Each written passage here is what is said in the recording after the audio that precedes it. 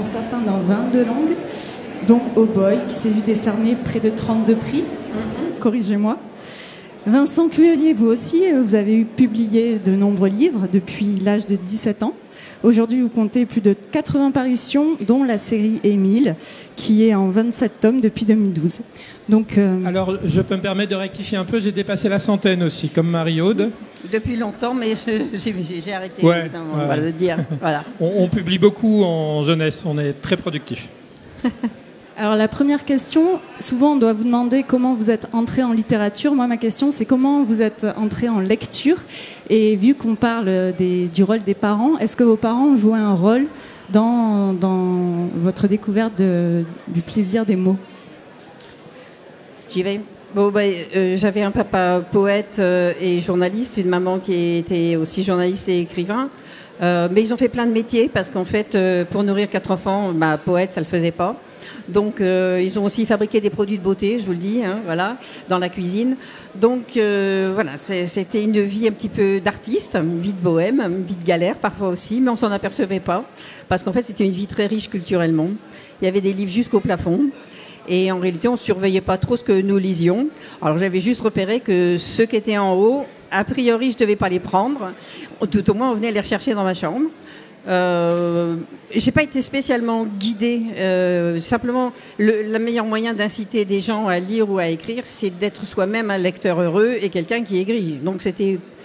Voilà, par imitation. Donc, mon frère, qui était juste devant moi, s'est mis à écrire du fantastique à l'adolescence. Je me suis mise à écrire pour ma petite sœur. J'ai inventé un journal pour elle. Ma petite sœur a demandé un carnet et elle a commencé à écrire des pièces de théâtre. Elle est écrivain, il était écrivain. J'ai perdu mon frère. Je suis écrivain. Le grand frère, de l'autre côté du mur, jouait du piano. Eh bien, il est compositeur de musique. Voilà. Rien que ça. Alors, moi, j'ai grandi dans une auberge de jeunesse. Mon papa tenait l'auberge de jeunesse de Brest dans les années 70. Moi, je suis né en 69. Donc, mon père était ouvrier. C'est-à-dire, avant d'être père aubergiste, quand on tient une auberge de jeunesse, on dit père aubergiste. Et avant, il était ouvrier, chaudronnier, et après aussi. Il y a eu une parenthèse de 7 ans où j'ai grandi de mes 7 à mes 14 ans à l'auberge de jeunesse. Et mon père était ce qu'on appelle un ouvrier cultivé. C'est une race qui existe de moins en moins parce qu'il y a de moins en moins d'ouvriers. Et c'était un ouvrier qui, quand il prenait le train pour aller bosser à l'usine, il lisait plein de bouquins comme ça. Il devait lire 2-3 romans par semaine. Et avec moi, il a fait le mieux qu'on puisse faire, c'est-à-dire il laissait traîner des bouquins partout. Et puis de temps en temps, il me disait un peu « Oh, ça c'est pas mal. Oh, là là, oh ça c'est super. » Il était assez politisé, donc il y avait aussi ce côté-là. Il me disait de lire Steinbeck, par exemple, qui parlait d'une grève dans les années 30. Mais il n'y avait pas que ça. Hein. C'était pas non plus du lavage Marx. Comment ? Le Capital, non, il vous l'a pas mis dans les mains? Le Capital ? Non. Non, c'était pas politisé comme ça. C'était... beaucoup plus léger, et puis d'ailleurs on pouvait lire des auteurs de toutes les tendances politiques. C'était pas du tout du lavage de cerveau. Parce que moi j'ai aussi grandi avec des gens comme Romain Gary, comme des gens comme ça, et puis évidemment les écrivains où moi je me retrouve un peu, les gens comme San Antonio, comme Alphonse Boudard. Oui, mais ça, celui-là, mon frère me l'a repris. Ouais.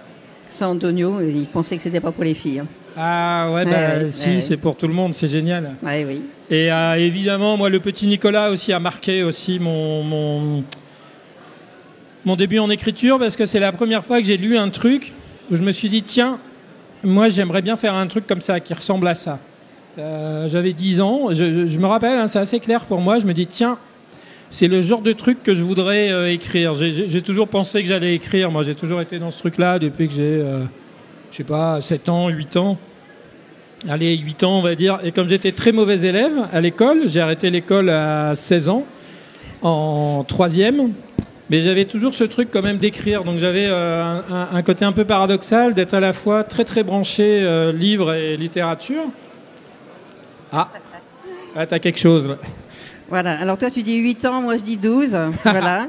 Je le sais parce que ma petite sœur l'a gardé. Donc voilà, c'est ce que je faisais à cet âge-là. Et donc, c'est un journal, un magazine avec des contes animaliers. Alors moi, j'ai pompé sur le Club des 5, hein, chacun sa source d'inspiration.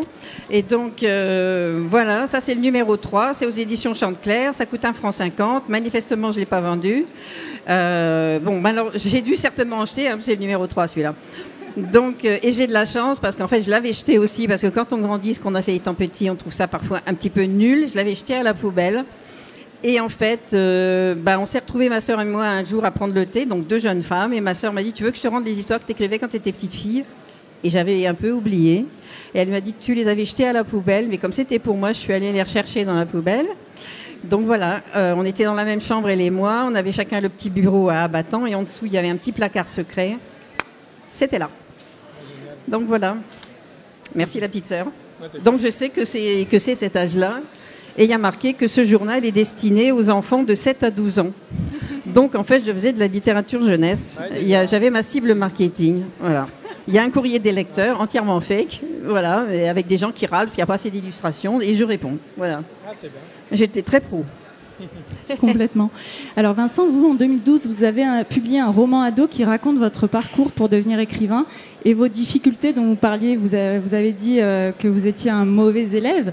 Est-ce que c'est une manière, justement, ce livre, de témoigner du fait que on a beau ne pas être bon à l'école, on peut réussir dans la vie, être écrivain, et c'est une façon aussi de donner aux enfants qui aimeraient écrire mais qui ne se sentent pas peut-être en mesure de le faire, la confiance pour le faire?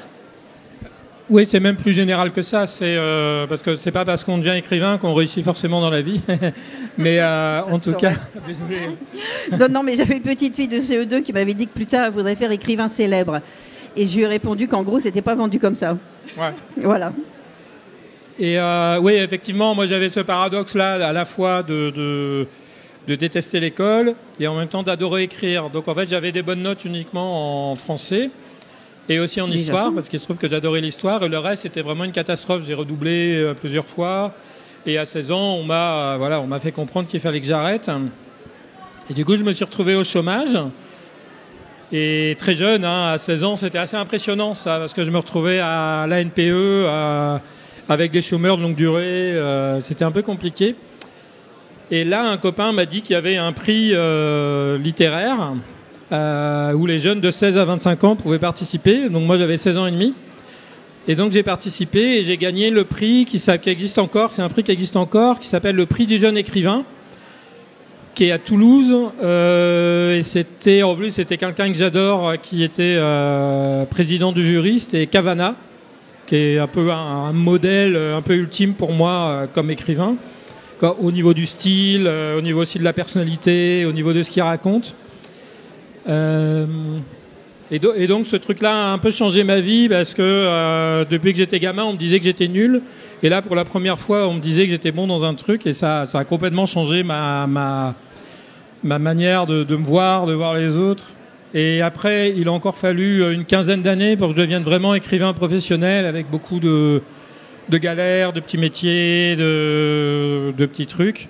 Et quand j'ai commencé à voir la littérature jeunesse, je me suis dit que c'était ce truc-là qui correspondait le mieux à mon énergie et à ma manière d'écrire aussi. On va parler un petit peu de vos personnages, qui sont tous drôles et attachants, mais souvent en décalage. Émile a d'étranges lubies. Quant à la famille de Sauveur, elle est très hétéroclite.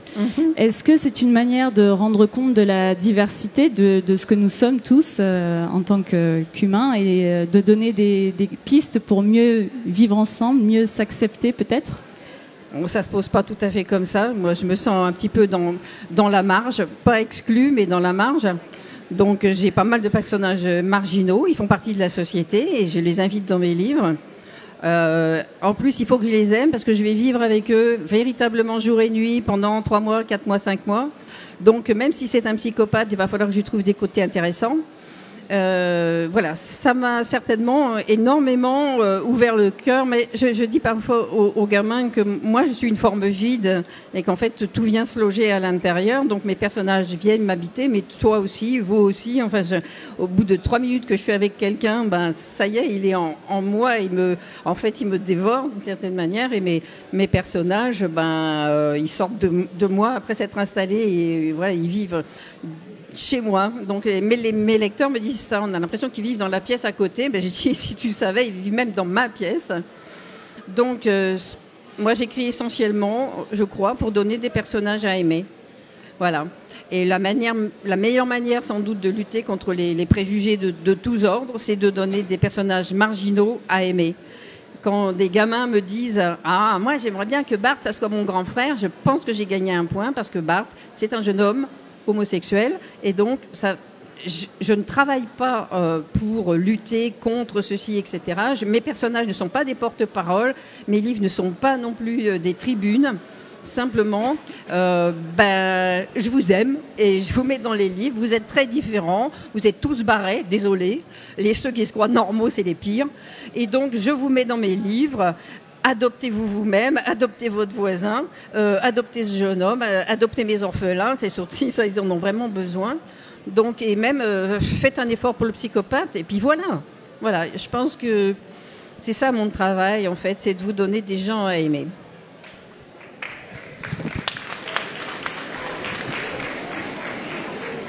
Et vous, alors, Vincent?